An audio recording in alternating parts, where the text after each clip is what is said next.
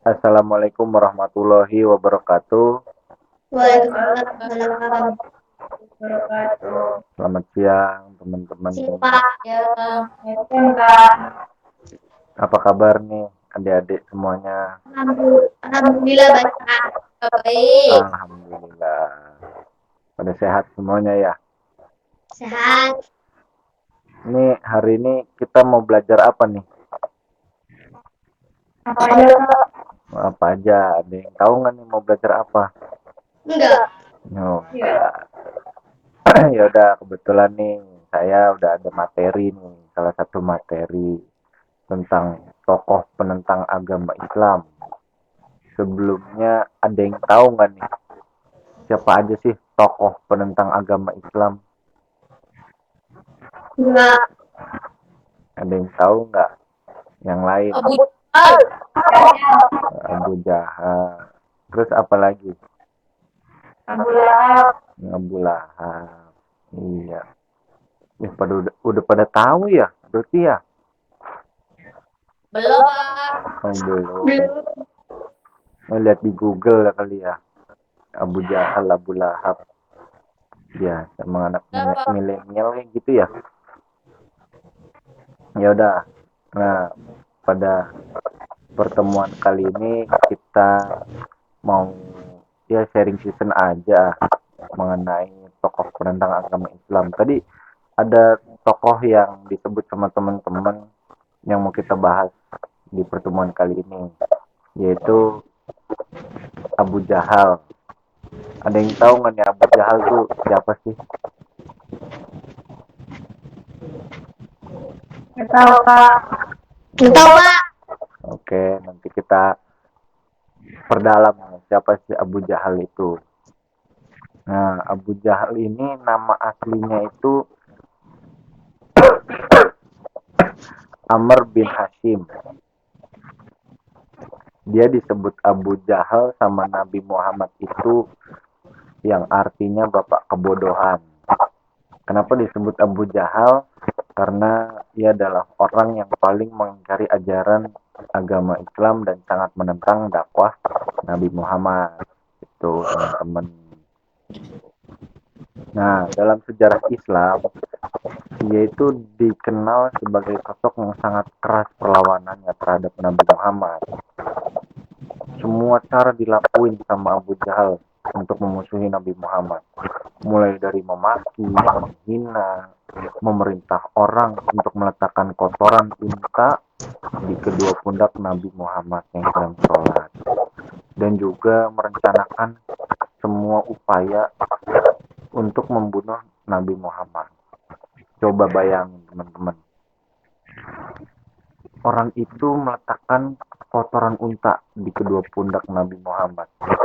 Kita aja yang cuma dimaki, cuma dikatain jelek aja, kadang kita udah marah gitu ya.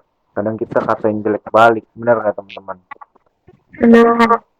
Iya, apalagi sampai ditaruh kotoran gitu di pundak kita. Wah, kita ditaruh kotoran di pundak kita udah jadi berantem jadinya ya. Sama-sama setan gitu. Ya nggak apa-apa, kita santai-santai aja di sini ya. Nah, Abu Jahal ini pernah menjadi pemimpin pasukan kafir Quraisy dalam perang Badar melawan pasukan Muslim pada tahun 624 Masehi. Selain memiliki julukan Bapak Kebodohan, Abu Jahal itu, Nabi Muhammad juga menyebutnya sebagai Fir'aun pada kala itu. Nah, kita masuk nih ke identitasnya si Abu Jahal itu. Siapa sih Abu Jahal itu? Abu Jahal adalah putra dari Hisham bin Al-Mughirah dan Asma binti Makrobah yang lahir di Mekah pada sekitar tahun 572 Masehi.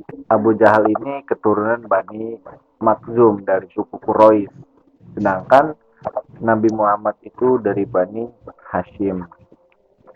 Nah, dari namanya aja Amr bin Hisham gitu ya. Orang-orang berpendapat bahwasanya si Abu Jahal ini atau Amr bin Hisham ini adalah pamannya si Nabi Muhammad, padahal kenyataannya bukan. Kalau menurut saya ya, kenapa eh, disebut pamannya Nabi Muhammad itu karena dari namanya Amr bin Hisham gitu, sedangkan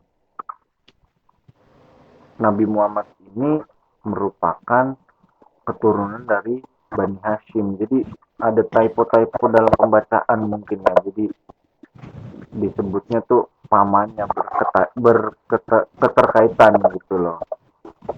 Ya, kita mulai masuk nih ke sejarah Abu Jahal menentang ajarannya agama Islam, terutama mengganggu Nabi Muhammad.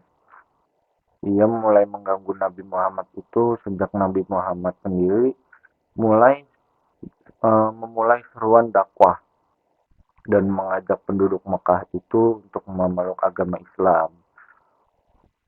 Nah, ia menjadi salah satu orang yang sangat membenci Nabi Muhammad dan umat Muslim.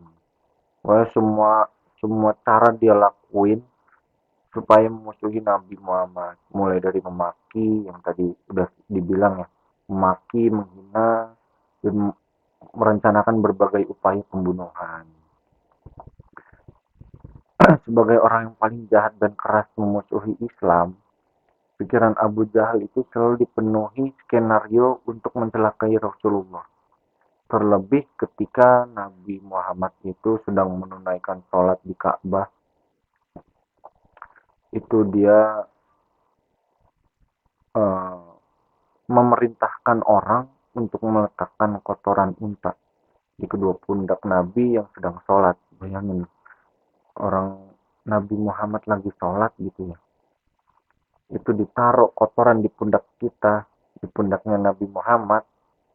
Tapi Nabi Muhammad nggak pernah yang namanya marah, dendam gitu sama Abu Jahal, nggak pernah. Abu Jahal sendiri itu hendak mencelakai Nabi yang sedang sholat dengan batu besar.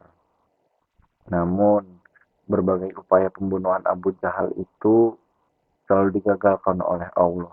Ada aja gitu yang bikin rencana Abu Jahal ini gagal gitu loh, mencelakai Nabi Muhammad.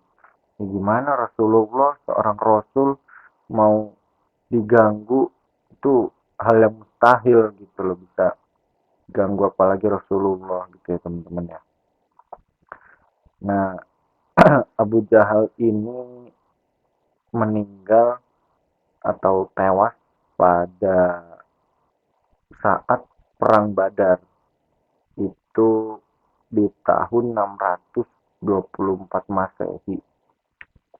Nah, itu Abu Jahal itu kan salah satu orang kafir dari pihak Quraisy. Jadi lagi perang Badar, ia mati pada tahun 624 Masehi. Perang antara umat Muslim dan kaum kafir Quraisy ini terjadi di daerah Badar, sebuah lembah yang terletak di antara Mekah dan Madinah. Jadi di antara kedua daerah tersebut, Mekah dan Madinah. Dari pihak Muslim, Nabi Muhammad menjadi pemimpin dalam perang Badar tersebut.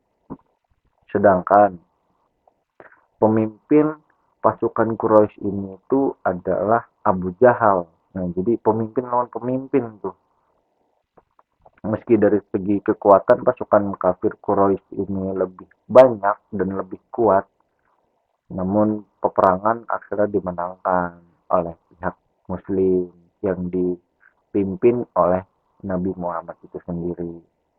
Karena kesombongannya, Abu Jahal dan beberapa pemimpin kaum kafir Quraisy ini tewas dalam pertempuran. Jadi nggak cuma Abu Jahal nih yang meninggal dalam pertempuran tersebut, dalam peperangan tersebut, tapi ada beberapa pemimpin kaum kafir Quraisy yang tewas dalam peperangan tersebut. Abu Jahal itu sebenarnya awalnya itu berhasil dilukai kakinya oleh Mu'az bin Amru, yaitu pemuda Ansor dari Madinah. Setelah itu muncul Abdullah bin Mas'ud, seorang sahabat Nabi yang kerap disakiti oleh Abu Jahal. Meski sempat melawan, jadi Abu Jahal sempat ngelawan tuh. Jadi nggak langsung mati tuh orang itu, tapi sempat ngelawan. Dan juga kesombongan dirinya, dia mau nunjukin gitu ke umat muslim kalau dia ini kuat gitu loh. Namun akhirnya kepala Abu Jahal ini dipenggal sama Abdullah bin Mas'ud ini, sahabat Nabi yang pernah disakiti sama Abu Jahal itu. Nah, gitu teman-teman kisah dari Abu Jahal. Kira-kira ada yang mau nanya nggak nih dari kisah Abu Jahal, atau ada yang masih bingung nggak nih sama Abu Jahal itu sendiri?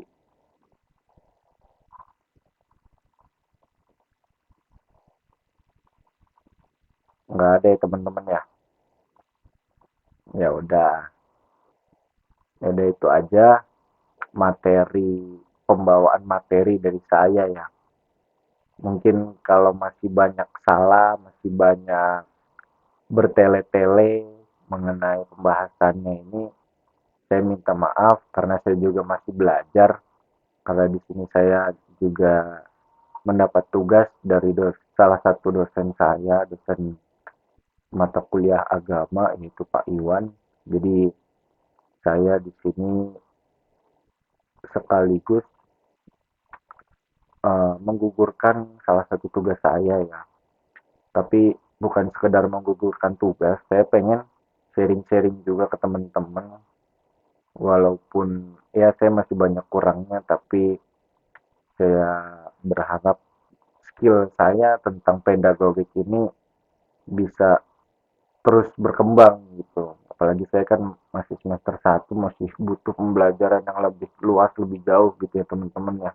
Jadi saya masih perlu belajar, masih butuh ya evaluasi dari teman-teman tentang cara mengajar saya gitu. Ya udah, eh, saya akhiri pertemuan pada hari ini. Kurang lebihnya mohon maaf. Wabillahi taufiq wal hidayah. Assalamualaikum warahmatullahi wabarakatuh. Waalaikumsalam warahmatullahi wabarakatuh. Ya teman-teman boleh live mic-nya ya.